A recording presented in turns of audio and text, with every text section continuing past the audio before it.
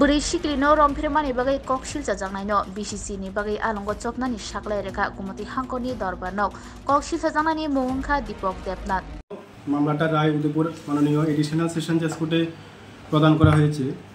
এই মামলার নাম্বার হচ্ছে Kakraban PS case number 53 of 2020। ঘটনাটা হয়েছিল গত 16/6/2020-এ কাকরাবন থানার অন্তর্গত পূর্ব মির্জার বাদীর কন্যা একা বাড়িতে ছিল, তার মা বাবা বাড়িতে ছিল না। এখানে যে ভিকটিম ও একটা ফিজিক্যালি চ্যালেঞ্জ মেয়ে, যার বয়স 18 বছর এবং সে কথা বলতে পারে না।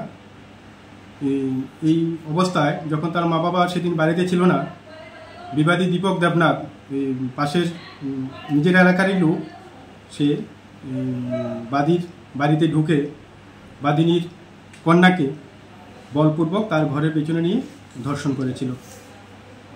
এই অভিযোগের পক্ষে বাদী কাকরাবন থানায় মামলা করেছিল। মামলায় এখানে তদন্তকারী অফিসার ছিলেন মাধবী দেববর্মা। মামলাটা তদন্ত করে আদালতে চার্জশিট প্রদান করেছেন। আদালতে চার্জশিট প্রদান করার পরে বাদী পক্ষের প্রসিকিউশন সাইড 15 জনের সাক্ষ্যবাক্য এই আদালতে প্রদান করেছিল।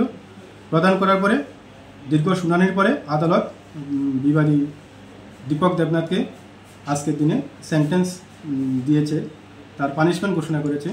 আদালত 376-এর 2 এবং ব্র্যাকেটে 1-এর ধারায় বিবাদী দীপক দেবনাথকে আসামি, তাকে আজকে 10 বছরের সশ্রম কারাদণ্ড প্রদান করেছেন, সঙ্গে 25,000 টাকা জরিমানা, অনাদায়ে আরও 1 বছরের জেল প্রদান করেছেন। কত নম্বর কেস?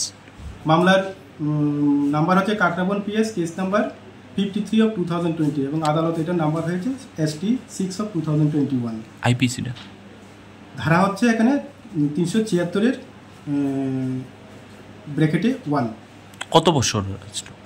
এখানে ভারতীয় দণ্ডবিধি 376 ধারায় তাকে সর্বোচ্চ সাজা 10 বছর প্রদান করেছে আজকে।